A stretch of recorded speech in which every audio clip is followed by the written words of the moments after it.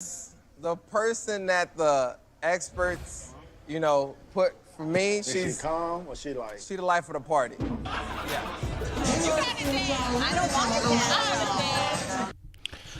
Hey guys, and welcome to Little Black Book. You know what time it is. Talking to you guys about, Married at First Sight, Season 13, Episode 1. A little bit late with my review. We were busy on the weekend, so we finally now got a chance to put it out there, guys. We're talking to you guys specifically about Gil and Myla. I hope I've spelled it quite correctly. I think there's some really interesting things. You just saw a clip there where they spoke, where he spoke quite candidly about the person that they're going to choose from is going to be a party kind of lover. He definitely hasn't got the party lover, and this could be something that could be an issue, or it couldn't be. Right? It may be that this is a journey where he pulls her out of her being so reserved and conservative as well. Or it could be that this could be a bombshell. But let's talk about some of the things that have been spoken about in this particular episode and break down their relationship. But before we go any further, as always, like, share, subscribe, click on the bell button for notification of what uploads. We appreciate it a lot. So loaded. And for those of you who are returnees, you got the minerals. You got the minerals. Listen, stay hydrated. Why? Because the streets are hot. Grab your bottles down below, okay? And we wanna appreciate you guys if you returned, okay? But first, before we go any further, let's kick a little outro, and then we'll get into the video. Little Black Book, you know what time it is.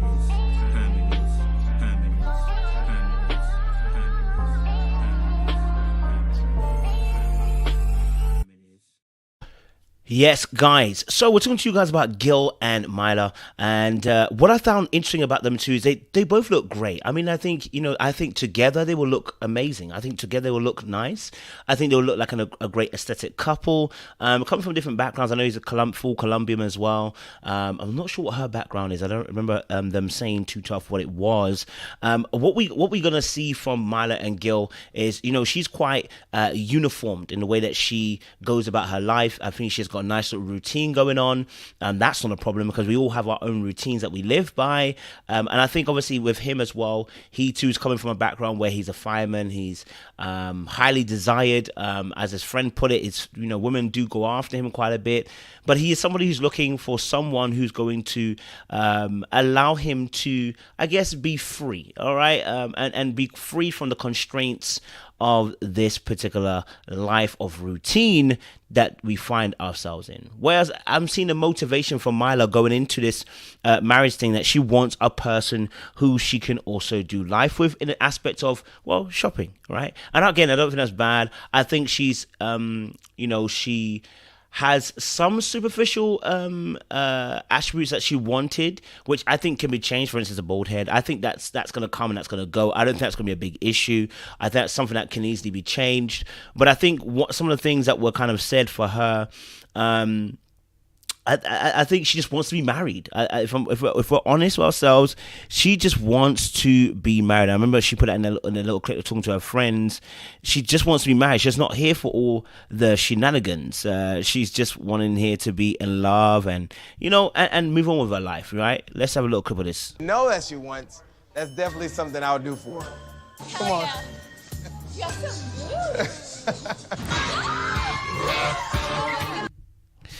Sorry, I think I wrote the wrong clip there. It's meant to be. I'm going to go a little bit back further for you guys. It was just around a part where she talks about how she just wants to be married. Like, she's not here for all the fun and the games. Everyone else is, but for herself, she's not. Let me get the clip for you guys so you guys can have a look at it as well. All right, let's go back a little bit so we don't get in trouble. There we go. Fantastic.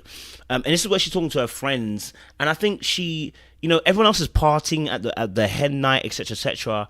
But you can see her being really conservative, and I guess this could be a sticky point for their relationship. It's not to say for definite, but it's definitely something that's going to have to be spoken about later on, because, like I said, he enjoys his salsa, he enjoys his dancing, he enjoys going out. But I say going out loosely. He enjoys doing things. And this may be a clash, or it could be a great opportunity for growth in this area for Myla, right? Where she could be expanded and pulled out slightly to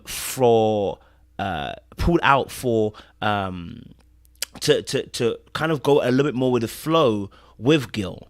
Alternatively, I think there's also other things that are going on, which we might have to mention a bit later on, especially about how, his father was murdered. And actually, I think throughout the whole this season, I'm hearing a lot of stories of like poverty, fathers being murdered.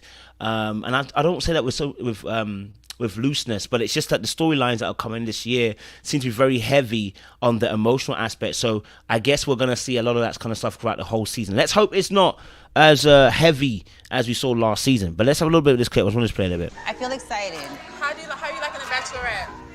It's okay. Yeah. I'm not really a bachelorette person, though. You know that. Oh. Well, you've never been married, so, But like, so this is not your vibe. So for her, I think, for Myla, I think it's just a case of she doesn't do the giddy stuff. When we say tree, we say giddy means the playing stuff, right? She's a more of a serious person. And again, I don't think that's bad. I think that can be a really good balance for Gil to bring him down a little bit. But it didn't look like Gil was overly excessive about being out there and being a party lover. Yes, we know that when many women wanted him, but we never really got the feeling that he was a party lover and he was excessive with it. Like, I know, like was it a couple of seasons ago we had with we got a little bit of that push with, what's their name? Oh man, I forgot his name. Miles' friend, I always forget his name now. Woody.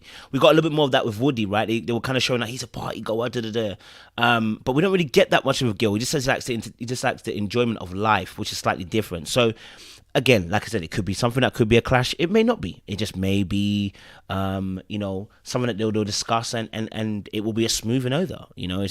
I wouldn't say it's anything too detrimental just yet. I should say that. no. Like, I just want to be married. I just want to be past all this and just, like, be married. Then life starts. Yeah. Now, the quick question here we're going to ask ourselves is, when we get past this point and marriage begins and life starts, what does life look like, right? Because you see, marriage, obviously, yes, is the point that we want to get to for ultimate commitment. But is the marriage, you not participating in this particular point in time, I think it's an indication of how you may behave in your marriage. If you're not a party going, if you're not going to enjoy this party now, you're probably not going to enjoy parties later on. It's rarity that the behavior is going to change.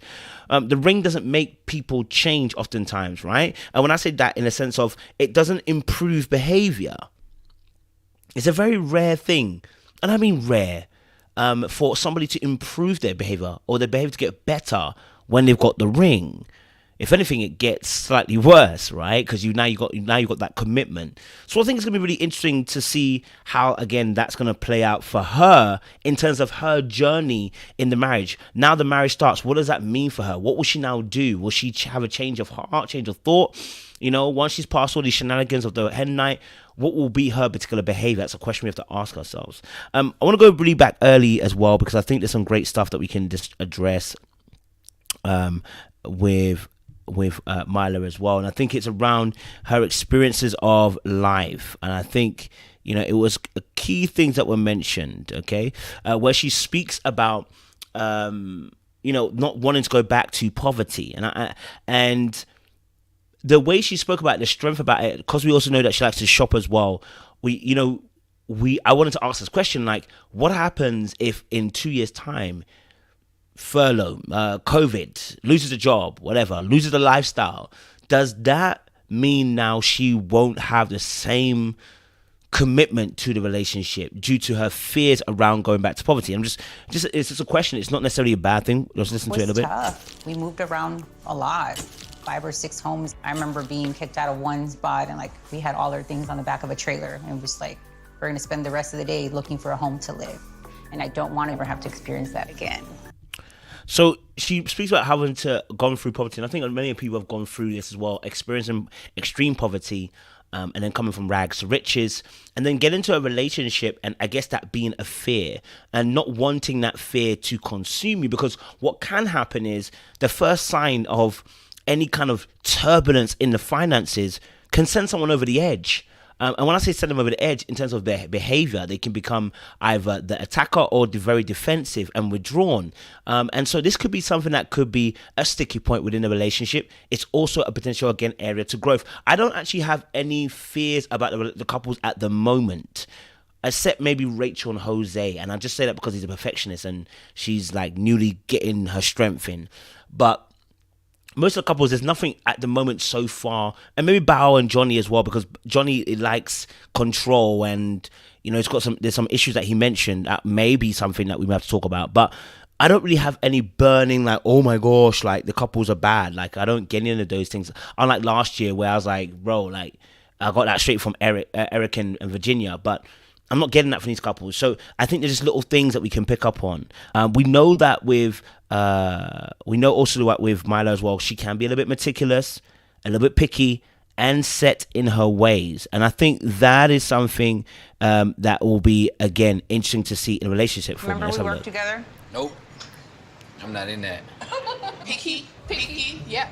You keep your things, like all your things need to be a certain way. How you roll your day, how you do your face, like yes. So she's obviously got a very standardized way of doing things. She wants to do things her particular way.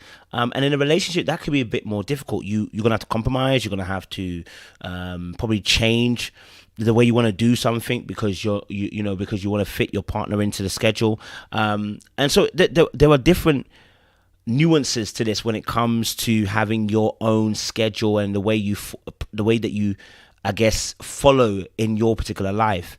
How would that be impacted when another party comes in? Can you be flexible is a question we're going to have to ask Myla. Can you be flexible? Can you incorporate someone into your life? Can you incorporate that person and think of them before yourself? That's a key question I'm going to have to ask her. I don't think it's a red flag, but it's something to ask her again along the way, all right? I think the friends are also saying that she requires a lot from a man. She had a very, specific list. And I don't think, again, that's wrong. I think, and the friends corrected her, you want your needs, not your wants. And so a bald might not be a need. It really isn't a need. It's a want. And that can be moved and that can be changed. And I don't think that's a hugely crazy thing that will stop them from making it far in their relationship. One thing that she did say, which may be another, again, where there could be contention in their relationship, is around her lifestyle. And I think I kind of mentioned it slightly. Let's quickly just go back to it a little bit. Oh my gosh. Yeah. So it's around lifestyle where she discusses about how she doesn't want this to change. And this links to my very first point about the poverty aspect in terms of how would she react if something like this, if something like money, financial situation happens. Will she be able to cope? Will the boat rock? Will she find herself, behaving in odd ways because she doesn't want to go back to that same place she experienced when she was a kid? That's a question I want to ask. That we asked over time and not necessarily, I think, within 8 weeks. But here's this little point here. To be able to live the lifestyle that I currently live. So if I have to shift my lifestyle, that would be a problem. Damn. So lifestyle, I think we all have our lifestyles that we want to live, and I think she's talking about a financial lifestyle. She likes to shop and stuff. This could be an area of contention for them. If the lifestyle that he wants to live is more of a simplistic one that doesn't involve spending as much, I think there could be conversations around that. Now, the experts never mentioned that was something that was sticky for them. I think it was Rachel and Jose that they mentioned was a little bit sticky in terms of there could be the comparisons between the financial spending, but here it's not mentioned. So maybe they have the same thoughts and same ideas around spending. Maybe he's a very compassionate, giving man and doesn't mind her, spending her coins as she does and shopping. You know what I mean? So we're not sure if anything's going to be a problem. It's just something that could be. I guess a question for her will be, how would she be able to cope in those scenarios of where he's more of a party goer, if lifestyle's slightly different, if finances, something happens to the finances and he may not be able to work or something like that, how will she cope with that scenario? Will she be okay with that? Will she be able to recover? would it be too much for her? Are key questions for her. I think obviously on the flip side for Gil, I think we've got to look at the fact that he's got issues in terms of trusting people. Yes, he's got issues in terms of trusting people, and I think, you know, this could be even bigger than just spending money at the shop. All right, let's watch a little bit of the clip and see. Around 14 years of age. And so after that happened, it took a while, obviously, to start trusting strangers. So thinking about marrying. So he talks about his father passing and, you know, how, you know, it took him a while to trust me because obviously someone murdered his father, and condolences again. It was a violent murder as well. And so to lose someone like that is, you know, when you're young too, is heartbreaking. And it can be traumatic. If in most cases, if it's not, it is definitely traumatic, right? And so it is something that will have to be looked upon because, you know, if he has I think he said it almost like in a past tense sense. It sounds like he's kind of got over it, but trusting another human being. So the question is, with him being such a good-looking guy and his friend telling us, you know, all the ladies wanted him, what has been the issue here? Because if he's got women after him, what has been the issue? And I think the issue here is commitment and trust. I don't think that trust of strangers has gone away yet. I think the ability to be able to have somebody who he can trust with his life has not been implemented yet. This guy's a fireman. He trusts men with his life, evidently. But when it comes to a woman, it's slightly different. It's a romantic type of love and trust. So maybe there's a disconnect in that area. Maybe. There's a disconnect in that area of trusting a partner, therefore has not found the right person for him. Now, he says obviously he wants a person that can encompass all of his life. I don't know if Myla is that person to encompass all of your life so far from what we've seen. She's not a party goer. She doesn't seem like the life of the party, which is what you wanted. So she's already not encompassing all of your life. It's going to be interesting to see how he deals with with rejection, maybe potentially in that area. Will he revert back to type of what he had learned through his traumatic experience of losing his father, or will it be a growth moment for him in this area and they shoot off and go forward, irrespective of their little bit of differences through that as well? You know, I think we'll watch a little bit more and we'll talk a little bit more about it. A stranger is insane. But, you know, I feel like love kind of is the queen on the chessboard, the most important piece. And I love the phrase leap of faith. And I think this area is probably potentially where the relationship could be really saved and blossom. It's in the area where he's willing to take a leap of faith. So irrespective of what Myla may bring, he may be willing to take this leap of faith to journey with her and allow her the room to expand in the areas so that she can fulfill those areas that he said he wanted someone to fulfill. So that leap of faith is very, very important, I think, for their relationship. It may just be the saving grace. I'm not sure. I'm not saying I don't think they're a bad or great couple. I don't think they're great either. I'm not getting that straight away, but I do think they have the potential to be great. I think they're a good couple. There's a couple of issues there, and I think they can work those issues out. There is nothing that is out there going, red flag. I know she's stubborn. I know she's got her own set of ways of doing things.